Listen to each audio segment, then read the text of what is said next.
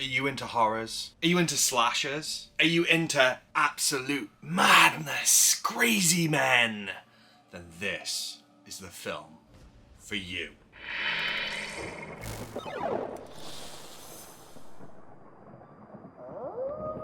It's the Halloween special.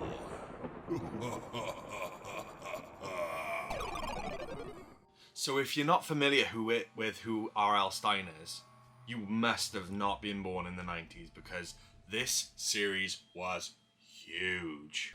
So, RL Stine is most notorious for his work on the Goosebumps series. You might have read the books, you might have seen the TV series, or most recently seen the new movie Goosebumps starring Jack Black.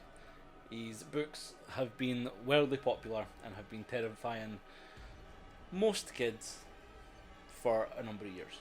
So this film started all the way back in 1997. It just never became a reality. However, in 2015, this was picked up by 20th Century Fox, and they created the Netflix series of Fear Street. The main story is set around the year 1994, the present day, and it's based around the characters Dina and Sam and the love struggles that they basically face. There's a tiny little problem, and that is the 100-year curse. And there is absolutely no way a 100-year curse is going to get in the way of that, because love conquers all. So, I suppose we'll just kick off with the elephant in the room. Fear Street has absolutely zero apologies, pulling influence for other well-established franchises. So of course, this series, it comes in the form of the usual cliches: horror, murder, slashers, witchcraft, possessions, jump scares, and the love interest. And none of this seems forced or out of place. It's all very natural. Some are still expected, but there's still some that kind of get you. So this film is based around the two towns. You got Shadyside, you got Sunnyvale, and they are the complete yin and yang of each other. Complete polar opposites. Sunnyvale, kind of alludes to the happiness, the sunshine. And then you've got Shadyside. It's in the name, shady. And these are the black sheep, surrounded by deviance and corruption and death. These are the guys that suffer. While Sunnyvale is the seemingly perfect wee town with no violent crime or anything for over 30 years, we'll find out why in a wee while. So, as it says, we have a trilogy.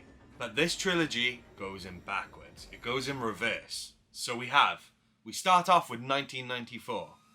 Then we move on to 1978. And then finally we end up with the origin story of 1666. So this is an interesting concept and completely works. By going back and filling in some of the history from where the story started, with each movie ending leaving you wanting just a wee bit more. Keep you hooked.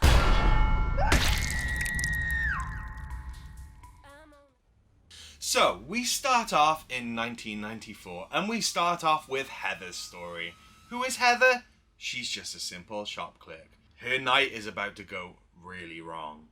When closing up the store, she ends up being followed and chased by a murderer in a skull suit. And this harps back to the classic film, one of my personal favourites, Scream. So, from the word go, you're given unknowingly so much information around the three films and the plot surrounding the mystery that is unfolding. This again shows off the style of the movie, as well as what to expect from it. And it all kicks off with the murder of Heather, who gets murdered by Ryan, as we see a complete change in his personality, from a normal shop clerk to a soulless murderer. So it becomes clear from the onset that Shadyside is plagued, and if you live there, you're likely to be doomed to live a normal life. Then you get introduced to one of my personal favourite characters, Josh, who is the ultimate nerd. Now, this kid is the greatest, and I mean the greatest character in any horror movie, period. End of. He's amazing. He is using AOL, remember that? The AOL chat rooms? Yeah. He's using them to sort of understand and talk about the suspicions surrounding Sarah Fear, who is the witch who has placed a curse on their town. So you realise that in the school, the hot topic is the murders that have taken place, and the ongoing theme thus far is that Sunnyvale is much better than Shadyside. In school, you see the obvious divide between the students. There's a football game where the rivalry is just amplified up to 10. Due to the heightened teen angst, a chase pursues that leads to a car crash. That leads to Sam becoming cursed due to the bleeding from the car crash on the moss covering the crash site. Sam is exposed to the truth of Sarah Fear. It's revealed that behind all the mass murderers in Shadyside is Sarah Fear, who was hung for witchcraft in 1666. She put a curse on the town by severing her hand and burying it in Shadyside. From here on out, we're exposed to the slasher movie This Really Is, with the murderers chasing the victims of Shadyside. So who are these murderers? You have Ruby Miller, who's a slasher, Skull Mask, Psycho Harry Rooker, the milkman who murdered his housewife in the 50s, the Humpty Dumpty killer, Billy Barker, and the pastor Cyrus Miller, the first recorded killer from Shadyside who cut out the eyes of children. So straight away you know something's up, because the Shadysiders go to the police, and the police just do not believe them. They see them as pranksters, that they're just messing about. This really helps build the suspense, and it's obvious that the Shadysiders need to take the matter into their own hands. And it's at this time that the hunt begins. The police attend and they realise that something isn't quite right. As they enter the hospital, there's a ton of bodies that have just been hacked and slashed to absolute pieces. It's amazing. Now that it's too late, isn't that always the way? The Shadysiders try to devise a plan and try to stop the murderers by setting fire to them. This whole scene really accomplished the fear and the suspense of the film, as you're left wondering how this will play out. Here, there is a brief release of the tension, and everyone kind of couples up, if you know what I mean. The plan to set fire to the murderers does not go to plan at all. And this has to be one of the best bits of the film, where the bodies start to reanimate, and even chucks in a nice little jump scare. And here, Josh saves the day. So he actually reveals the loophole that if someone dies and is brought back to life, the curse is just lifted. They go to the drugstore in an attempt to kill Sam and bring her back to life to stop the curse, and again are hunted by the killers. As deaths go in horror movies, there's been some gruesome ones, but in my opinion, this is the best. I mean, the creme de la creme, the cream of the crop of horror movie deaths. Being murdered, it seems that all of it is over and they can just go back to their normal lives. So they actually get interviewed by the police, and by this point, it's useless. They didn't believe them, so why would they believe them this time?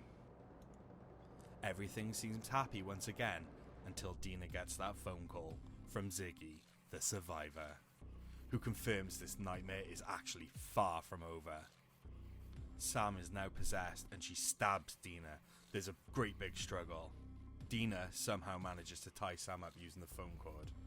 And then Dina comes up to Josh, who's on his AOL chat lines, talking about the deaths that have just occurred. And he turns around and sees Dina there, and she's just bleeding out. She's just in trouble. To be continued. So this for me is personally my favourite of the trilogy.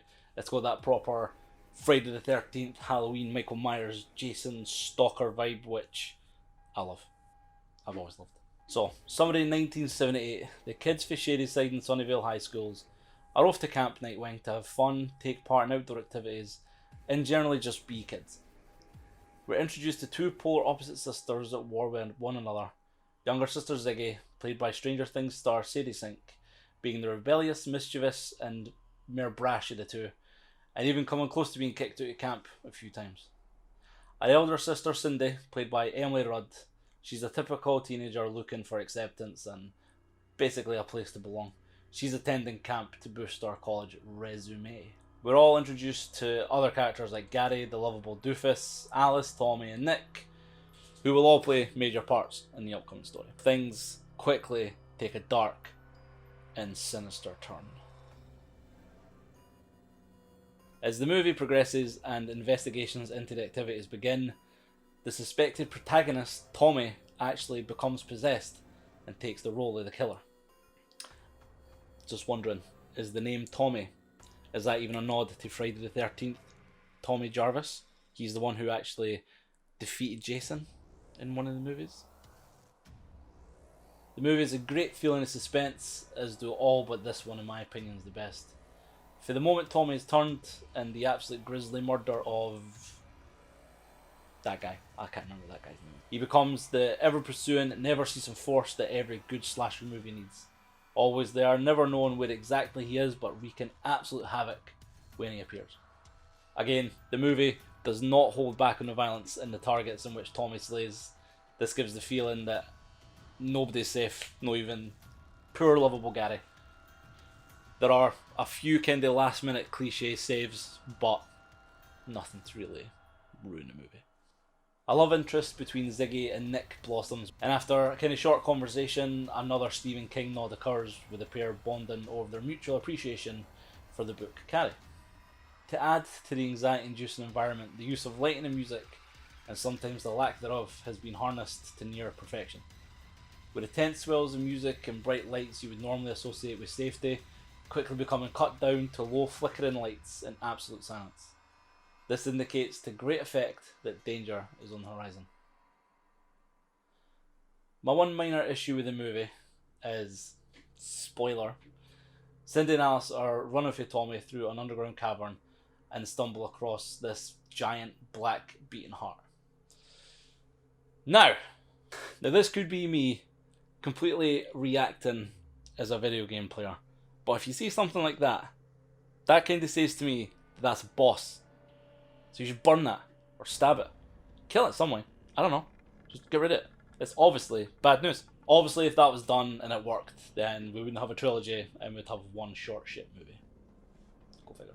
The appearance of this red bushy growth. The appearance of this red bushy growth is present throughout the entire trilogy, and it's in the cavern where an injured Alice and Cindy find the severed hand, a seed of fear. 1978 again is my favourite movie of the trilogy, just completely predicated on the old slasher vibe that I absolutely love. Not only this, but it tells a great deal of the overall story. It kind of fills you in on questions you had left unanswered for the first movie, and it kind of gives you a lot of context for 1666. And it gives you a lot of context for 1666. The next movie, which we're about to hear for. James. So now we enter 1666, and this has got to be one of the best timepieces of all three of the movies, right? So it's based in the 1600s, and I just think it captures the time period absolutely amazing. Here, you return back to Shadyside, but not as we knew it. Or maybe we do. The creators used the characters from the previous films. I'm unsure why they did this, considering both of the previous films are hundreds of years apart from this point. Either way, this fits really great with the storyline and the time period. They really portray the darkness and the sort of griminess and the dirtiness of the whole thing, and it really is played out well. And with no technology in this movie, they had to get this right. Not only do we learn about the settlement, the union that is part of this town, but we actually learn about the curse of Sarah Fear. We start the film off in a very similar way, observing the relationship between Sarah and one of the other villagers, Hannah, who have to hide their feelings for one another. Sarah's love interest is in Hannah, but her father wants her to marry Solomon Good, which is obviously never going to happen. We learn about the Good family. Despite the name, they are anything but. Sarah actually gets found out about her relationship with Hannah. As you can imagine, that doesn't go down well. Shortly after this, Cyrus Miller gets possessed, and I suppose you can say he can't see the error of his ways.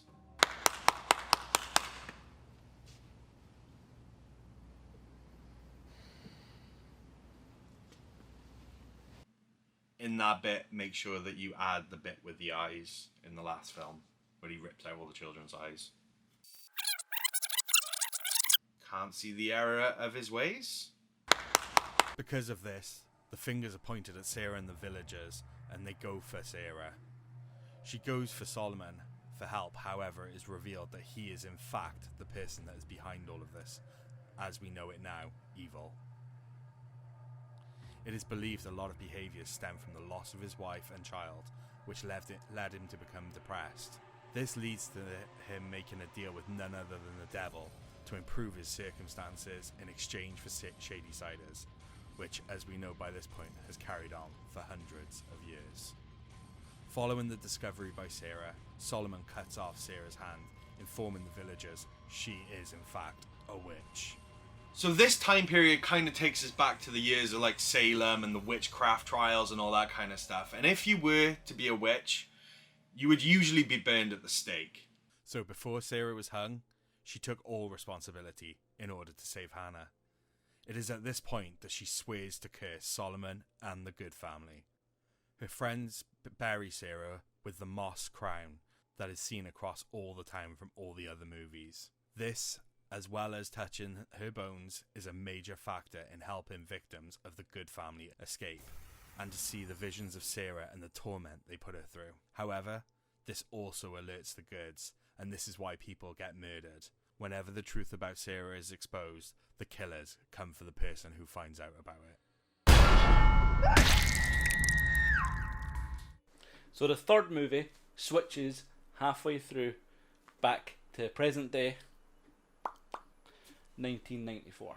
With Dina's vision coming to an end and waking with the knowledge the Good family are behind the Shadyside curse, Sheriff Good arrives on the scene to find Josh standing on the side of the road with Dina not too far behind.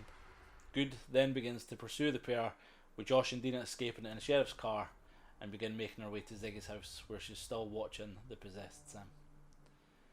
Dina then explains to Josh that the firstborn of each generation repeats the ritual begun by their ancestor Solomon, and they are responsible for creating the killers through their deal with the devil. And after explaining the situation, any good logical explanation would be kill the bad guy. They're going to go kill Nick Good. My favourite character in the trilogy is Martin P. Franklin. He's the fucking best. Welcome to the clink, motherfucker. He makes a glorious reappearance to help the group with their plan to trap the killers and eliminate Good. With the plan underway and some scenes that are reminiscent of Home Alone, Dina gives a rousing gathering of the troops style speech, and thus begins the killer's hunt for Dina with an excessive but excellent use of UV paint. The police then arrive. With the plan seemingly over and being held at gunpoint by police, one is taken out by the milkman killer. Remind them, put the milkman killer in here. The killers begin to emerge one by one, stalking their prey and passing by others, with Tommy being the final killer on the loose. He's narrowly trapped by Ziggy before making her escape. Then Good arrives. Ziggy then confronts Good with the final part of the plan, taking place that Nick is to be covered in Dina's blood, with Ziggy also getting covered. The killers then attack Good and Ziggy, and in an effort to save Ziggy, Dina cuts her hand to get the attention of the killers. Good escapes the killers, as does Ziggy, Dina, Josh and Mark. A tense pursuit then begins, with Dina and a still possessed Sam tracking down Good through these caverns. With others trapped in the mall with the killers, they decide they need more Plan A and cover the killers in the blood used to distract them, causing them to attack one another. Back in the tunnel, Sam escapes her bonds and attacks Dina. Sam has a moment of clarity and releases Dina, but then blacks out. And all seems lost when Nick rises to his feet, takes the knife, and the killers begin to come back to life. Shit. With a giant black beaten organ close by, Dina grabs Nick. Black beaten organ? What the fuck am I writing there? With a giant black beaten organ close by, Dina grabs Nick's hand, placing it on the heart, causing Nick to have a series of visions where he witnesses all the murders and harm his family have caused over the years. The voice they say of fear is heard fulfilling her promise, with her driving the knife through the eye of Good. And it's all over. This begins a chain reaction through the Good family in Sunnyvale, with Nick being revealed as the Sunnyvale serial killer. And as the credits roll, clips of the path through the mall to the underground caves are shown, coming to an end where Good was slain and the book still remains, ending with a pair of hands snatching the satanic book. And with that, the Fear Street Trilogy comes to an ominous conclusion. For me personally, my favourite was the first film. 1994 just hit that slasher itch that I have for a film. I just loved the time period, I loved the art style of it all, and the excitement watching the film. Don't get me wrong, I also loved 1666 and 78. For me, Part 2, which was 1978, was my favourite. The stalker killer type, reminiscent of Michael Myers, creates a lot of tense sequences, and the unyielding pursuit of his victims and indiscriminate butchery of absolutely everyone Tommy comes across makes this stand out a wee bit more for me. The movie seems more like a staple holding the trilogy together, giving backstory to 1994, as well as giving context to the upcoming 1666. That being said, with the questions answered and action being taken, 1994 Part 2 is a close second. With a satisfying conclusion, use of slow motion action shots, and intense sense of impending doom, they really grabbed and held me all the way to the climax of the series. Graham, you sexy bastard.